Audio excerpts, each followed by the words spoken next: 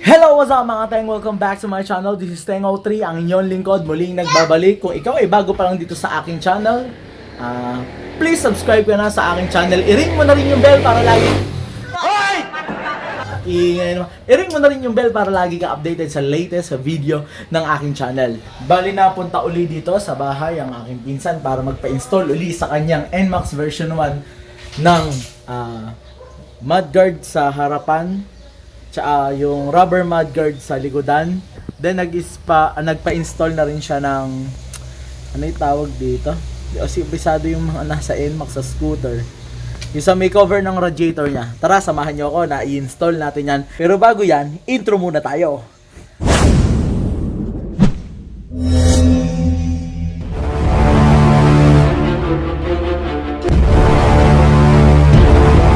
So ayun mga Teng.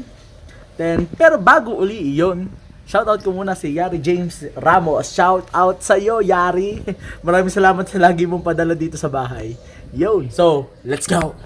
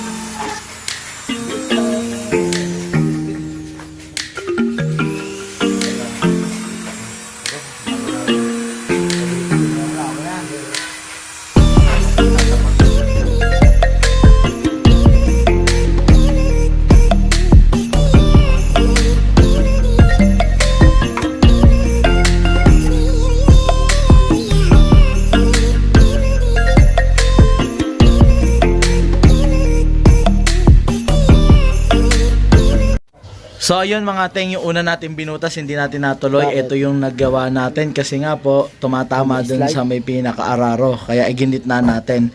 Then tornilyohan ko na lang din yung dalawang nasa gilid na yun para mas okay. Yan. I-install na po natin. Babalik.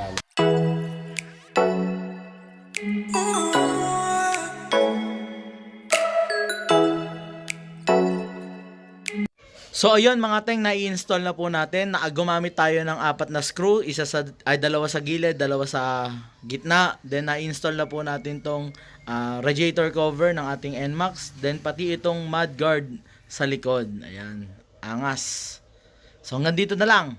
So ayun mga Teng, na-install na nga po natin yung mudguard harap at likod natin, tsaka yung radiator cover natin. So hanggang dito na lang. Ulitin ko po, kung ikaw ay hindi pa nakasubscribe sa aking channel, please pindutin mo lang yung color red button dyan na para ikaw ay nakasubscribe sa aking channel. Then ring mo na rin yung bell para lagi ka updated sa latest video ni Teng03. So hanggang dito na lang. Maraming salamat sa pagsuporta at pagsubaybay sa aking mga vlogs. Ganun tayo ng ganun, yo.